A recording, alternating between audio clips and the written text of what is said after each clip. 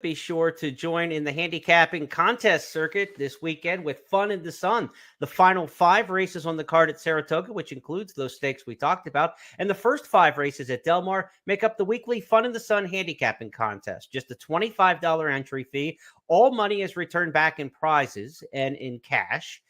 Throughout the weeks and through the final table on Labor Day weekend.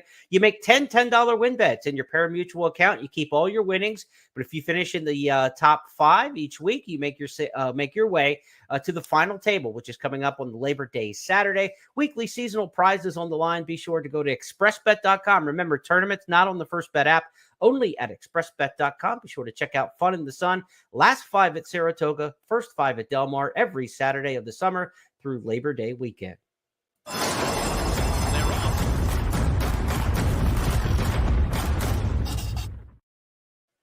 To the Bing Crosby we go next at Del Mar. It's the featured sprint race on a card that also includes the San Diego handicap. But the Bing Crosby, $400,000 grade 1. Jeff, we don't get many grade 1 sprints in America, and this is one of them.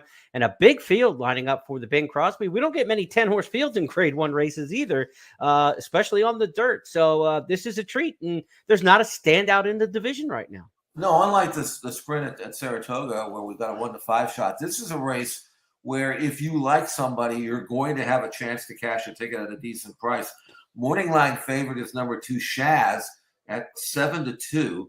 And here's a horse that has never won a stakes. In fact, he's only had 4 starts, and his numbers are such where he's no better than half the field. And I just wonder how good Shaz is. I would not take him at a short price. Mm-hmm. You've got some tough, genuine, durable horses in here. I think at 8-1, for example, the Churchill shipper Bag Boss has got a really good look.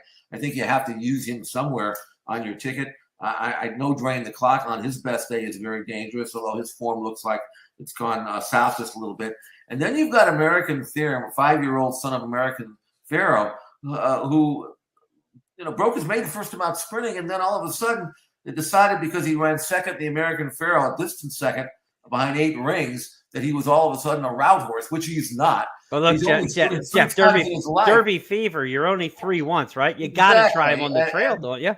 Right. And now, finally, they figured out, it's a sprinter, and he's a pretty good sprinter. And he's done well, this summer. He's really blossomed not only in the morning, but in the afternoon as well. Let's take a look at his win in the Triple Bend, where he's going to rematch with 2 others in here. The top 3 from the Triple Bend coming back in Saturday's Bing Crosby. Here's American Theorem putting in a powerful bid on the outside as they turn for home. And American Theorem is up to put his head in front. Principe Carlo matching strides in the center of the track. Get her number Exalted. A 16th to go. American Theorem and Principe Carlo are nose to nose. American Theorem. Principe Carlo will not surrender. Here is the line. American Theorem and Principe Carlo in a heart-stopping conclusion. Now, Jeff, anytime you come out of a hard race, especially a hard sprint race, you want to know how the horse bounced out of the race, right? I mean, did that race knock out American Theorem? Now, it was May 29th, so they've given the horse some time to come back. Tell us what you see in these works and in the training you've seen at XBTV. Well, there you see him on the outside. This work was last week. And here's a horse that obviously they don't want him to work fast. You can see him way on the outside under a stranglehold. He was taken wide because he might get too aggressive if he hooked in with the horse on the inside, which was not planned, by the way. And you can see him just under wraps. And then I'm sure the jock was told, don't let him gallop out. I want to say something for the last week. So he's being pulled up to a walk here. And then, jock doesn't do exercise rider don't want to get yelled at. So he's going to pull him up like to a dead stop. Yeah. But this tells me that was a week ago. And I love to see that because you never want to leave your race on the track too close to a race. Mm-hmm. And George Papadopoulos, obviously was fearful of that. So he gave him a 5/8 work in 101-1. It could have been in 58 if they let him run. He'd worked in 59 the week before, which was his real tightener. So I love the work pattern here. I like the outside draw for him because he's not that quick, but he can settle and make a run and make his move as he did in the Triple Bend, same thing. And when you're outside there in a race that doesn't have a lot of pace, you can kind of pick your spot. And I think that's what's going to happen. I mean, American Theorem was battling right off the pace in the triple band. I would expect him to see him in the same kind of spot and then go on with it. This race backing up to 3/4, but that's fine. He might even be better at 6 furlongs anyway than 7. So I could see it 4-1 American Theorem. I would be shocked if he didn't run really, really well. Good enough to win, perhaps. But again, I'd also use number 3, Bag Boss, on your ticket because he's a lightly raced horse by Speightstown. Won his last 2 at Churchill, an overnight company, but he's done it the right way. Numbers are rising with every start, and he is 8-1 in the morning line for Brendan Walsh. So for me, those are the 2 that I'm falling on, trying to beat Chaz, who is the morning line favorite, and drain the clock, who may or may not be as good as he used to be. But it's a really good gambling race, a good, interesting race here at Grade 1, a winning you're in. This is a very critical race for West Coast-based sprinters.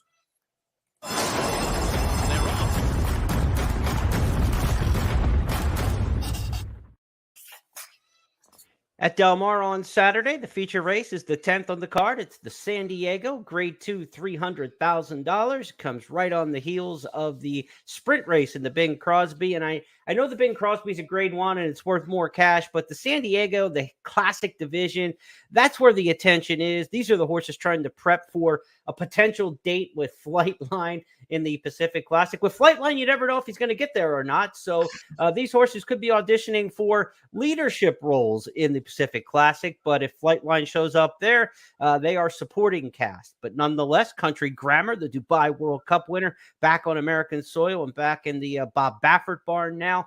He likely goes favorite in here, I would assume, Jeff. Last year's Kentucky Derby winner through disqualification, Mandaloun, ships west for Brad Cox.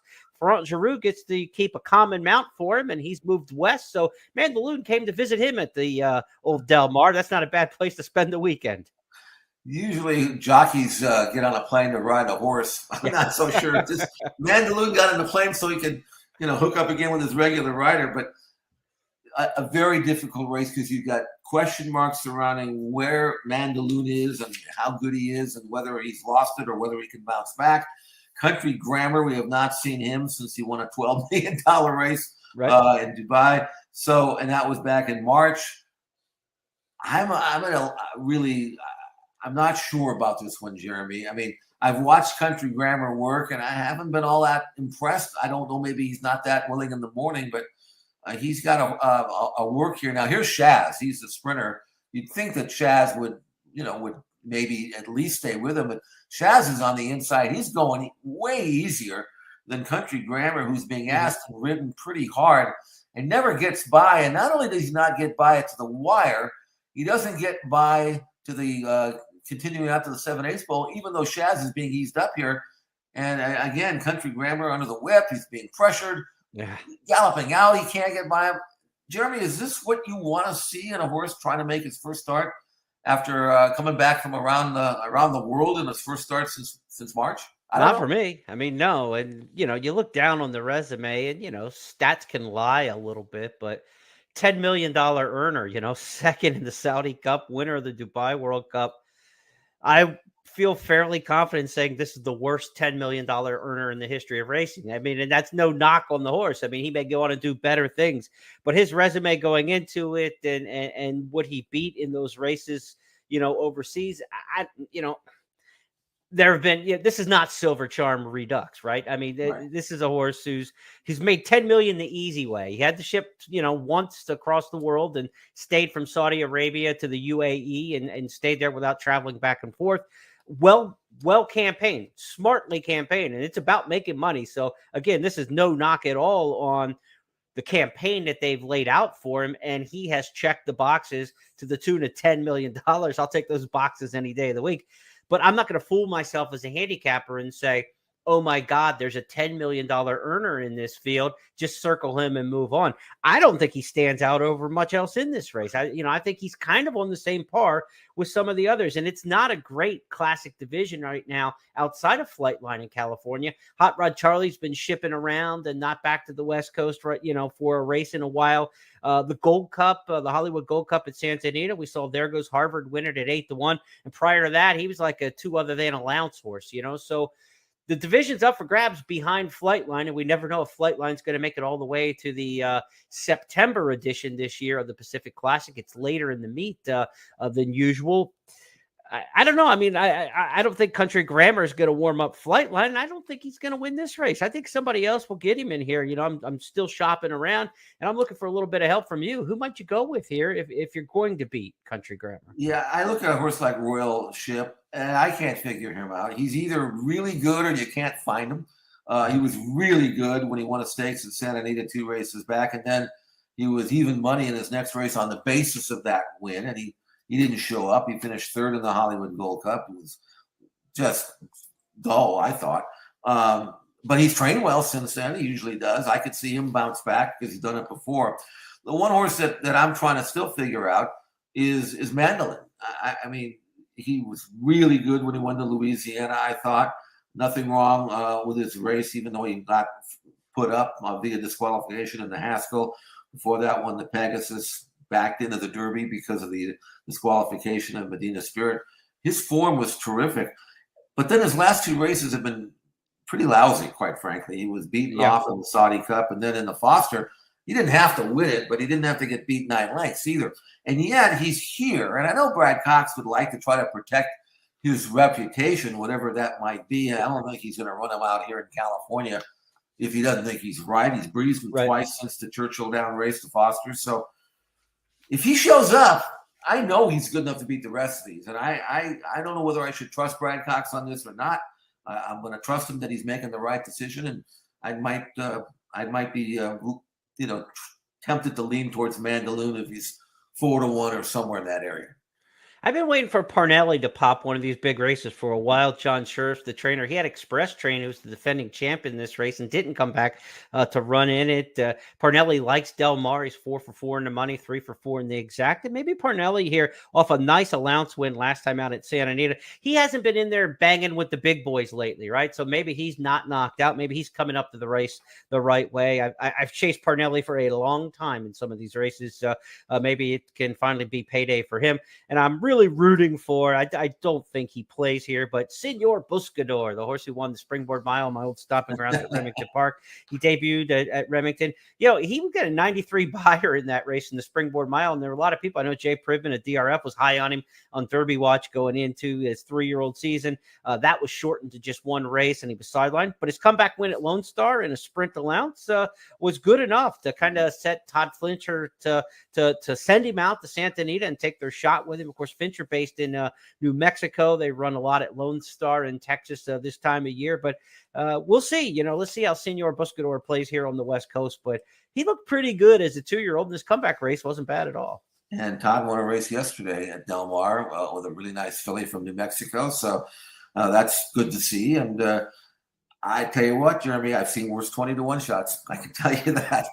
So, it's a race that seems like something goofy could happen, right? If no Mandaloon's not what we think he is, right, and Country Grammar is not what he thinks he is, then the rest of them, you can kind of shake them up and see what happens. Stiletto Boy's a talented horse, but his best races have all been at Santa Anita. It seems like he's more of a horse for course there at Santa Anita. So something goofy could happen. Why not, Senor Buscador, right?